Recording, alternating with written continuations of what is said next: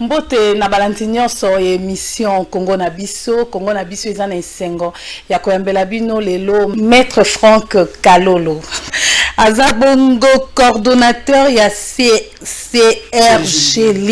CRGLI. Voilà. Bonjour, bonsoir Maître Franck Kalolo. Bonjour madame, bonjour Naba Congolais nous biso partout dans le monde. Bonjour Naba téléspectateurs nous surtout. Bonjour Naba ennemis de la République. Bonjour République yana binemi. Ouais. Mais opesi bango mbote. Oui, parce que tema malamu. Bako bongwana. OK. Avant que bakufu bamona nemboke obonga. Ah ça. Ouais. Merci. Tobet toza coordonnateur ya CRGLI. Ouais. CRGLI ezanene. Ezali structure aux alliés composés na collectif d'avocats.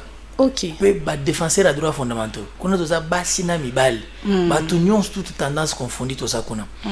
Et CRGLI ezali na mukuse.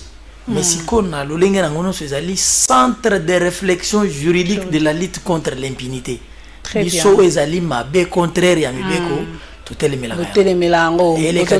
Anti-valeur. Et au collègue na biso. OK. On va vous traquer sans excuse. Tout le belakasi état de siège. Rendement ni nous ça la pour état de siège négatif selon yo ou est ça positif?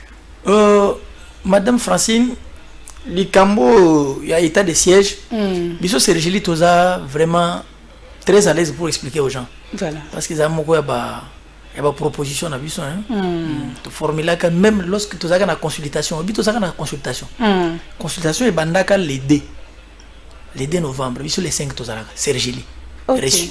Et parmi nos recommandations, tu recommandes qu'après na mokonza mboka ba créer ba cours militaires opérationnels, à décréter état de siège. C'est constitutionnel. Et c'est l'article 85 il y a constitution. Mais oyo monisiko que ba militaire ba komiko diriger na place ya ba civil mais ils appellent les sous na mobeko wana ezali na article 18 19 P87 ya code judiciaire militaire ne moni ben version sali wana c'est nous biso to sali proposition wana et a projet wana na mokonza mboka siko pona bino c'est ezokende malamu to évoluer ezana na moi ba faille lelo to koloba ke ce qui m'a alobi lelo que état de siège ils ont salaté aza ennemi ya république ya solo oui parce que accessibilité lelo et continue bisika mususu oyo batubele ba yebiti on l'a même à propos ya secrétaire général ya UNC na lingi ko évoluer na évoluer te omoni Billy Kambale non il a dépassé des événements a outil na gouvernement siko yemoko comment gouvernement alors que état de siège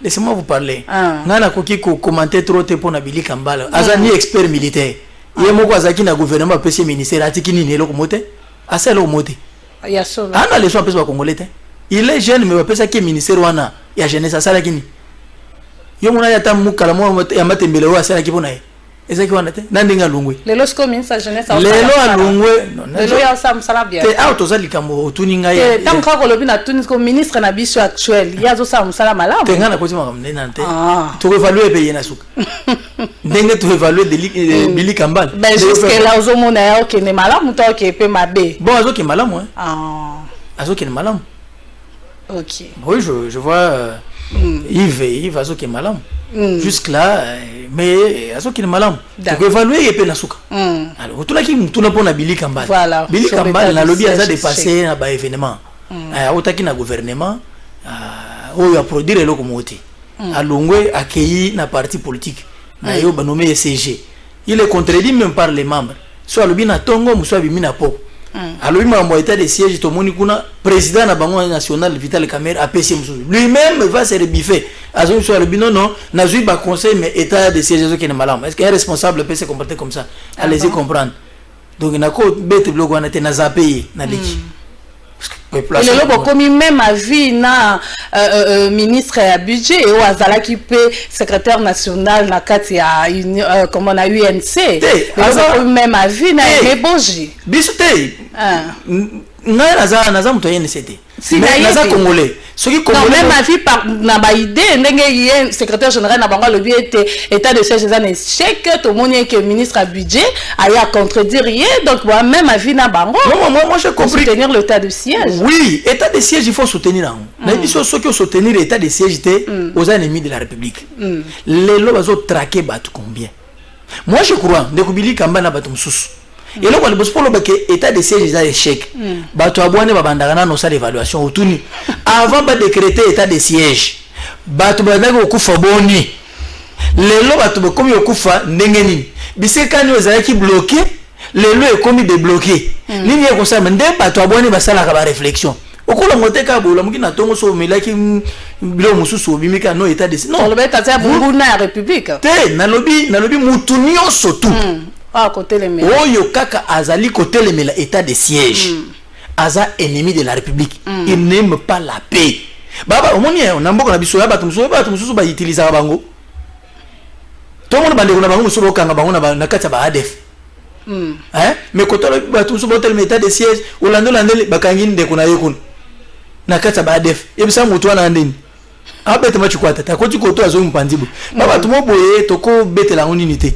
Donc état de siège le lenge zo kende les âmes malam azani policier azani expert militaire il y a joué magasin dépasser des événements OK so ko kima kamute vanda so ko kite kende l'église va passer ensemble pour na les no ba démarche nyonso o mokonza mboka zo sala sur le tas de siège ba congolais bazela nini ke kimia ekokota na est nde to mona rapé na ba mboka mususu alokwa na comment je peux dire na Matadi na Bakindu na Bamanyema nde to mona rapé vandi kuna lelo pe na est to vivre PP wana sur ba démarche mo konza mboka azota sur mama yeba ke guerre à est est asymétrique ezali guerre oyo parce que na est bomengo za kuna trop ya le minéraux OK oyo omoni ba occidentaux ba to belé ba kubunda kaka pour que bazala mopanzi wana bato ka bomengo mboka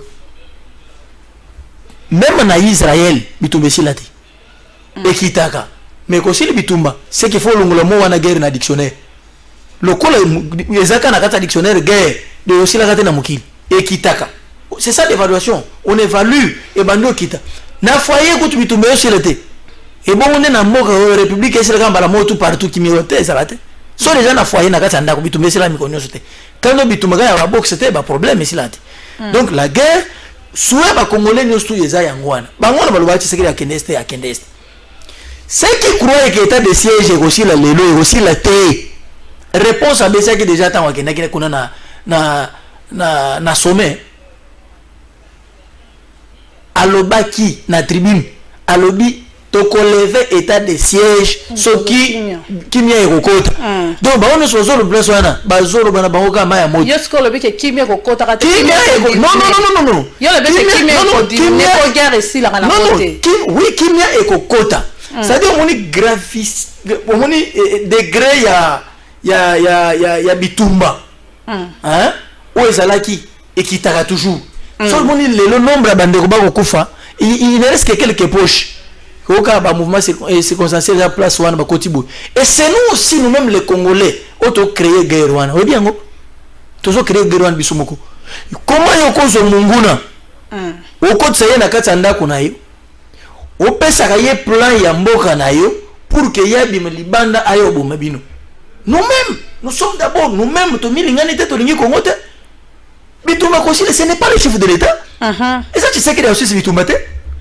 c'est la reprise de conscience à ba congolais ceux qui sont te reprendre conscience to lebité le lenge to te kaka lisusu ba stratégie na biso ba bangona to tiki yango mais to lukana to sunga ete mboka na biso ke liboso kimia ekota et ça volonté biso moko c'est pas le chef de l'état le chef de l'état ne fait qu'accompagner il accompagne yango zo mona lelo bakanyi mama yo 20 ans ngai na yasala musala qui est cette maman elle est congolaise comment yoko entretenir la rébellion olingi bande ko no basila pour que bazo ni lokwan ba déclaration ya bloko ya marque ya ba oyo secrétaire ya parti à Vital Cameroun Billy Kambal. Comprenez? Donc même le Congo. Et là on nous a souhaité sur ces comment état de siège. Biso moko na ba congolais. Voilà. Totika côté ka ba plan na biso et pas bangona. to prendre conscience to ba ke mboko eza mboka na biso ndeko Martin Fayulu alobi makambo état de siège eza vaste distraction bozo mema ba congolais na distraction bokoka kosilisa yango te po ba président nyonso baleka basilisa bitumba ya STT hein oh mais Martin Fayulu yemo waza distraction ah bon yemo waza distraction comment ça oui mais eloko nini ya malongo Martin Fayulu sa proposer na mboko depuis boyeba ponga na bitata nete maman nete noko nete leki nete mutu moko te neka congolais de père et de mère na lobi boyi te menga pe na lobi azaka congolais de père et de mère sananga jikevu menga na obisanga noko ne komunene wabi una maman ne osoka osomona leki na ye osomona tata mwasi na ye osomona kokana osobi mboka na bango mais tunanga na obiso na ndeko na ngana na ko misolo bango na plateau ti bo filme bolini na mboka na ngana nyoso na ba rivière na ba ruisseau ya mboka na ngai na muno kwa mboka na ngai ya pamana papa na olobelo yango Yosoke pas Fayulu. À part Lingal là bani. Vous avez découvert Fayulu na West Afrique. Kuna bano makamne ba pétrole ne ba yekoto nyoso. On dirait tout kibino hein. Te koto kate. Eza likamwe bisana origine na mutu. Oso comprendre. Pourtant oso bakeno eza distraction. Pose na passion à Congo il faut be Congo malamu. Il faut za na bakoko no ba congolais. Oza na tana ba trace. Ye pa bi Congo malamu. Na lobi boyo, ya bi Congo malamu ndi. Ya bien c'est ka lobi ya kende na campagne ya wala leki mama il faut basayi ba ministre de la même makata. Ya bi west. Mais moi qui vous parle ici je connais l'est. Oui ba ton souko baka est maintenant beaucoup maté. Est ça est côté ni. Non. Ba toi c'est permettre à te pas le bilo bisco éviter. Hein? Lobo na yebi fa de naus na ngai tout ça na yebi ba boulevard Church oui ça va. Mais vous parlez de l'est, ya bien. Ya bien. Il ne peut que dire ça. Distraction, mais lui-même est distraction. Parlons de gratuité, enseignement.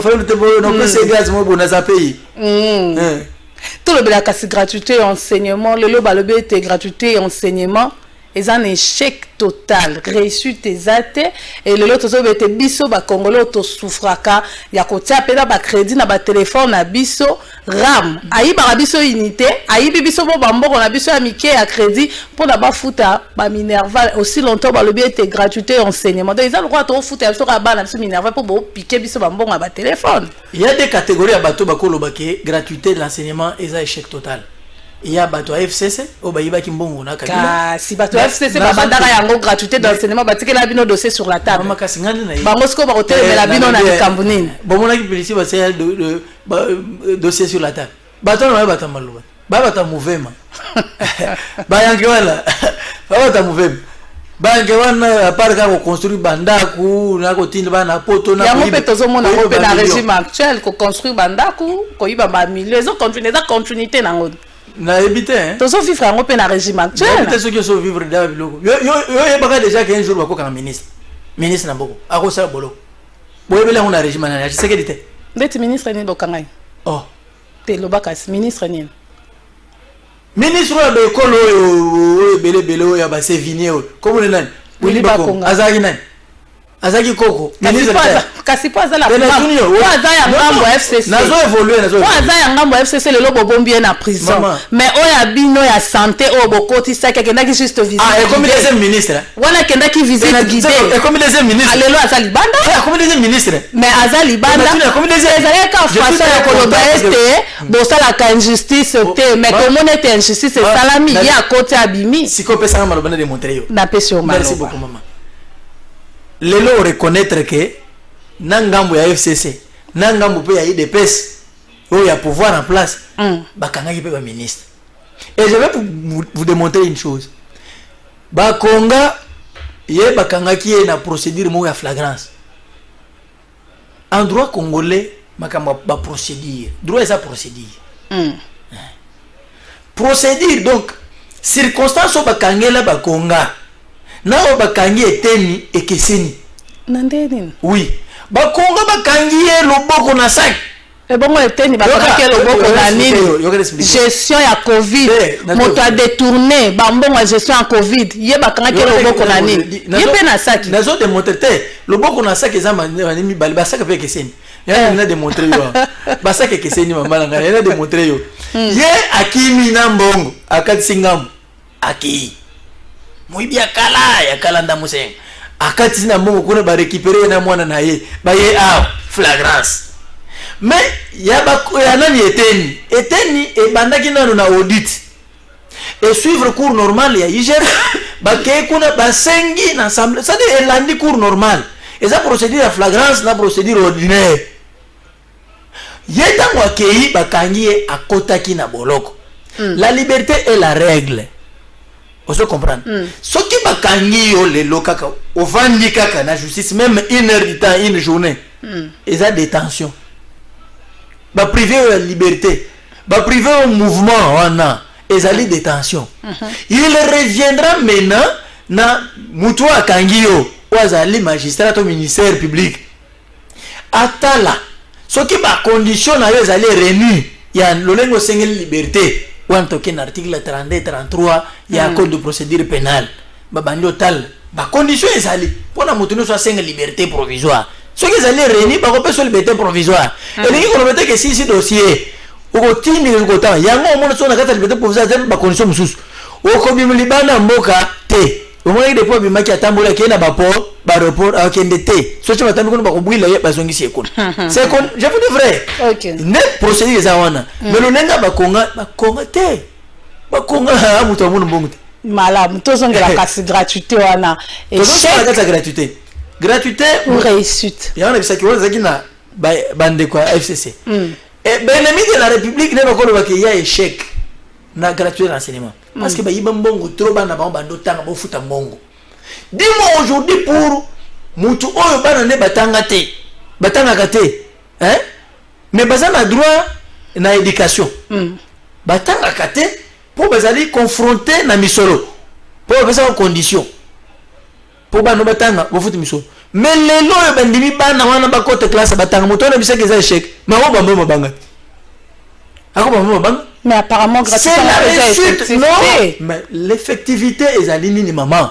Et ça pour bana ba boule bon pour la gratuité au deuxième mot to soké ou ali boso wana deuxième boule na ndambu nazoke ndambu te ndambu te boko chanda mumenga na deuxième boule po e bandaki na no ali boso bana batange ba sisi ba classe ba ko tu de deuxième fois ndambu ngo uti wapi ngana bika mibale précision ya ngwana ba bandele za kasuka za blague te mais esimi 4000 ba code yambalo ba komi fois 2 8000 yo bisanga na ba parents nyonso wana baza ba tuté baza ba congolais te bazo mona gratuité wana importance na ngote donc kaka bino bato bo yiba misolo bolingi bana na bino batanga ka bango batanga te l'effectivité c'est ça l'équilibre ni angwana effectivité pour connaître ces années et mon français c'est mon français il y a équilibre maintenant ba ba bazaki na makokite ba koti ba komi ndenge mo ba otanga na bino bana pe bato makoki ça dit équilibre ekoti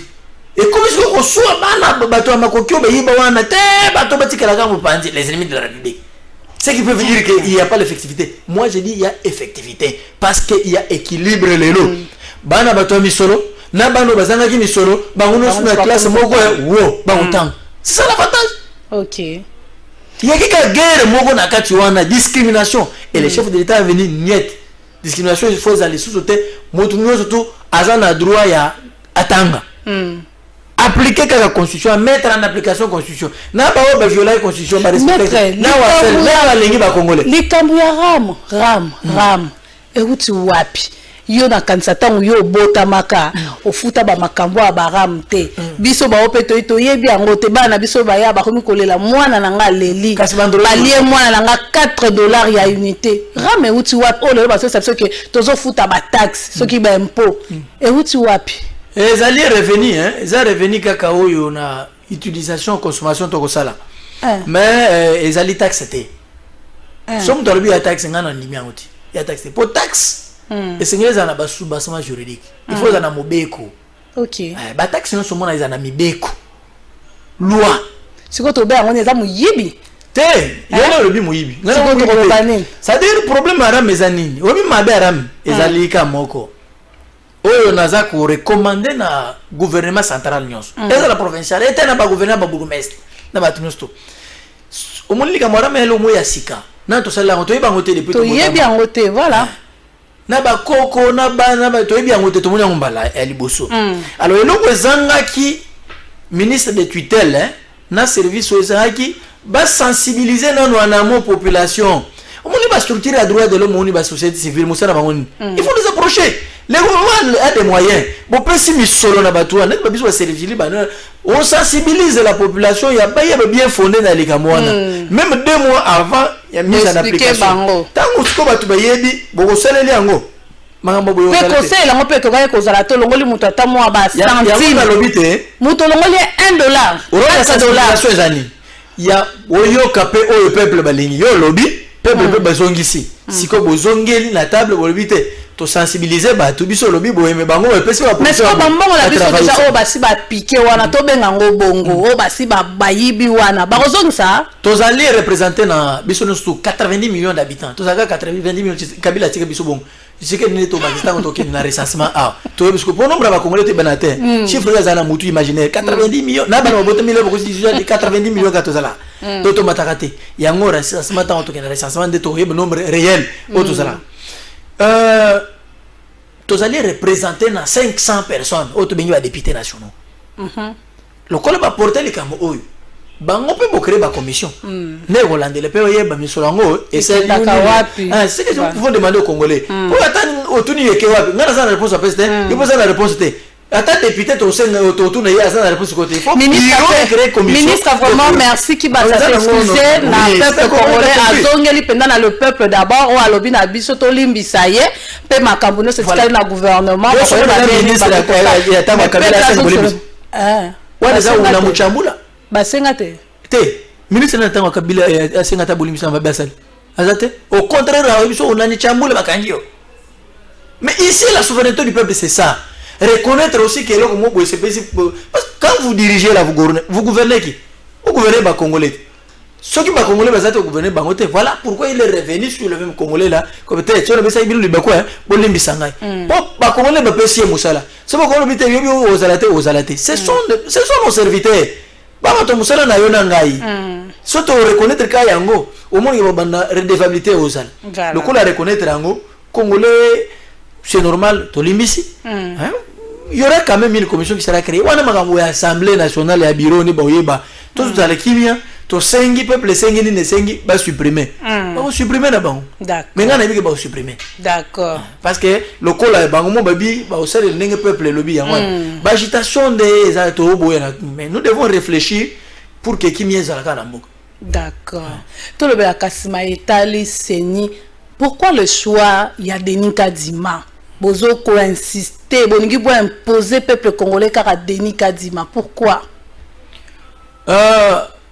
balingi ben imposé moi one imposition je souligne imposition motozo imposé ça il y a que des citoyens représentés dans des confessions religieuses pour faire aventure et les citoyens au besoin de trop le batro cholé na citoyen Eric Seng au baouto collé demande d'explication et un bon $100,000 azu mbongo $100,000 au Eric Seng azu au baouto bête lobbying na États-Unis pour bloquer processus électoral.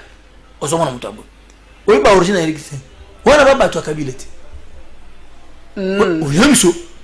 C'est quelqu'un qui travaille pour le compte de l'FCC. Et chaud le travail pour le compte de la Mouka. Chaud pas chaud là, bah membre sympathisé à parti aux alliés na kacha la Mouka. Na comme peut la moto pour besoin de personnalité dictée, besoin de personnalité dictée. Yo on a chaud l'état à répartir pendant que la question de la République est en train d'être traitée par les responsables au visto délégué ba kendana cho la zui ba communiquer comme moi na musala zo ba communiquer ba to ese de balobi boye ba to maître pour nani te toki kolanda démarche ya ba mupe to na démarche ya ba mupe pe to pe sa paix hein comment c'est démarche on les a mabé parce que va changer na omoni il faut faire nuance omoni ba mupe wana mudene ba mupe no c'est mudene cho le wana cho la futa pas côté cho la futa garigi des autres faut la sous ma bloc à oliete na mbongo na ina poche cho la za na moi cité za na banate cho la za dispenser na nyonso même il a pas ça cahier cho la za dispenser na nyonso et c'est différent ça mupe yo va expliquer yo c'est normal yo va expliquer yo même bible lobinin maman otuni likambo yo expliquer tikana loba expliquer ce qui appelle ça yo communion pas appelle ça yo mokie po mbongo bo pesa ya mabonza basuma ba communion ebele yo mais la communion bakati ndam comment on voterait vous maman bato ba fille catholique akati ndambo allié apesi yo moke na sima wana zwi vino ya meli bien me la vino ya tondi bino botondi tatike biloko kauka zanga o meli mai o mutu ana aza bien est-ce mutu ana alingio te déjà na communion on vous traite mal répartition est équitable te et bon on est mambo ka hote ah wana zo bisayo makambo ezaka moko les Congolais biso la loi électorale nde lobike bakende charte na bango baza 8 le confession religieuse moi quoi les ki moninga azate kuna za nombre d'églises te ongayi naza na ba cellule belenga naza na implanté na Congo mobimete c'est ça la différence nde biso bazo comprendre te oh no biso sana ba représentation partout monsieur non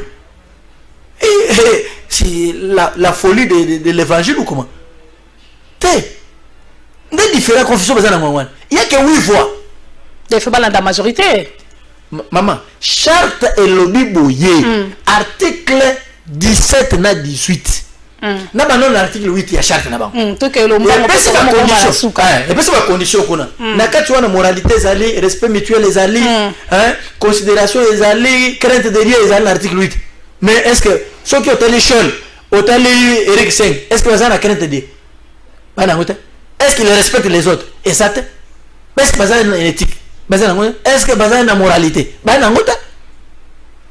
donc elle-même déjà critère article 8 basate toujours l'article 17 na 18 et pour nous makambo de voir des possibilités consensus ceux qui vont représenter to que nous appui na vote mais pas de ceux qui ne votent. Quand on dit on impose qu'à ici, Chol n'est pas sincère. Chol n'est pas sincère. Mais quand il m'a aussi posé problème, comme la pape, Franck, la commune pape n'a réservé que plus près de Mbongo na nos apostoliques. Balon la Chol qui sang. Chol n'est pas sincère. Chol est dans le secrétariat technique. Là où on examine, on réceptionne la candidature news. Trop bien, on va appeler un politicien. Chol c'est sympathisant, c'est politicien. Maître, les Camboni les ont collé casté. C'est quand même démontrer maman. Démontrer qu'à se rappeler, comme une option nationale. Comme une option nationale. Attends, au niveau de Congolais baïba. Pose tout le monde à Chola. On lui bloque à la place en terre. Chol le connaît na secrétariat ou en technique. Bisi va réceptionner ma candidature. Même ici que il fallait pas banane pour éliminer Kadim. Kadim a formé Chol. Oui, parce que Chol a moi classe Kadim. Ah bon? Je vous informe. Oh, ça va révéler. Mais il révélé Binot. Il est formé par Kadim. Oui, Kadim l'a formé. Je vous dis vrai. Ok. Oui. Et ça n'a pas conférence, c'est que Kadim a besoin de mettre une place. Plusieurs formations. N'a pas eu le Binot. Ce qui peut pas voter. Beaucoup de tombes absais. Beaucoup de makam. Chol les hommes on a chol. Pour la mine lelo, bah éliminer Kadim a connecté. Bah passer d'étape non tout bah comme une phase finale donc il fallait qu'un candidat na bango a pas imposé bato c'est ça les règles 5 et bundi saka Kabila lobby oh ezala ki pour bino lelo 5 bet bino lelo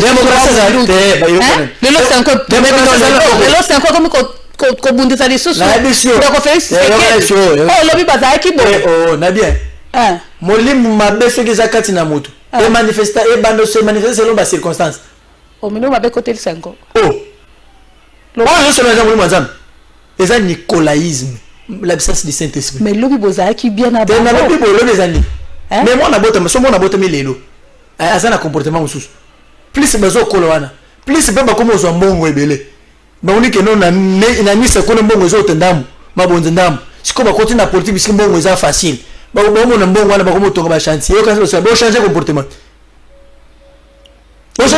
et monsieur est signé t'es signé non t'es aussi ici c'est pour vous dire quoi ici qu'il n'y a pas imposition il y a Kadima mais plutôt va respecter les chartes le corps va commencer au Kenya na vote besoin qui me vote pour nous pas qu'il la vote ndeli mamu le kamulangwana donc Chole doit revenir au bon sens mon moko eza ya moka Chole mokote d'accord Chole za voix moko pena kasa oui confession religieuse Chole za te za mutazo koma total otembi total badodo kamba Chole ate Chole vota kate Oh, bien mon peu c'est fois qu'il a kasi bonné. Malamu to komi na suka maître Franck Kalolo. Est-ce que éthique nabino et Narabino peut boza la peine à moi couleur politique. Pour vivre à penza na travailler par la moutaï des pes libosona mais mettre avocat. Non, bon, c'est que bataille des pes réfléchissent bien alors. Ce que le bon. Mais ngaï nazali société civile qui collabore avec le pouvoir public. Conformément à l'article 37 de la Constitution. Mais la c'est pas moi. Pourquoi quand vous êtes en face d'un Congolais qui réfléchit bien, qui défend sa nation, intérêt en Moka, va défendre mes institutions en Moka, bon peut ça y est en angle Moko. Sauf au renvoyer dans l'IDP, c'est que l'IDP ça doit réfléchir madame.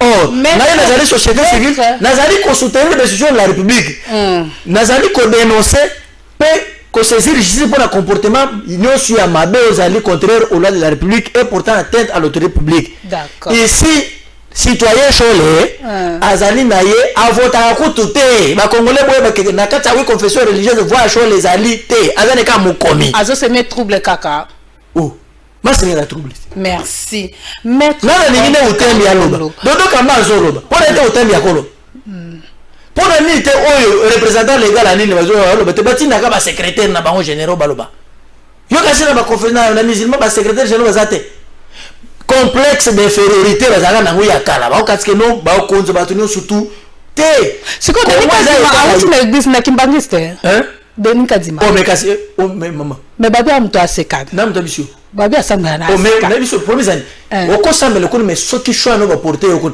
bisho yo za l'église sambela OK na l'église musote pour ngo l'église yo sambela ko no côté muso basi na ba fiche d'adhésion na l'église mais c'est la fiche d'adhésion et non ngala comme membre na bino effectif awa pour moi tu savais que non kadima aza muto aseka le omoni na kimangisi basi ya fiche d'adhésion l'église que non aza membre définitif. Merci maître Franck.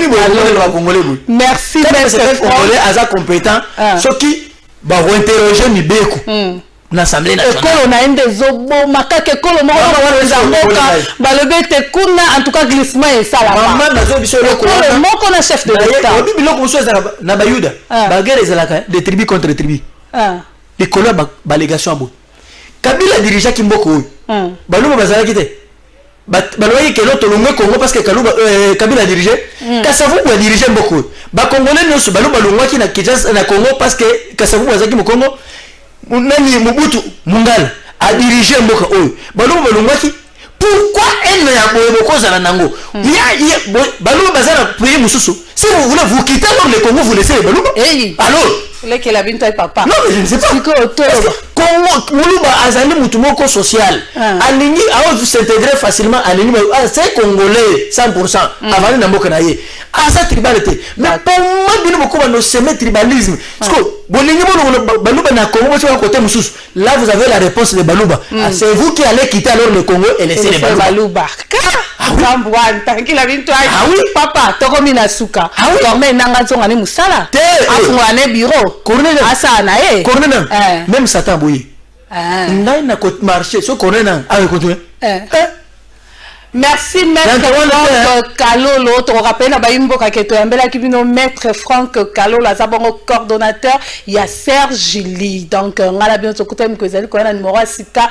samedi 9h juste pour la rediffusion pe na chaîne YouTube Komputu TV merci maître ndengo répondre à l'invitation porte à Congo na biso ya polele à chaque fois baimbo ka bozana besoin na yo en tout cas après émission bengala isusu mais na mettre en garde citoyen chol atik ba trouble na yo na pamba pam d'accord avota ka pe kutu kulete kadima pesa yeku merci botika la malamu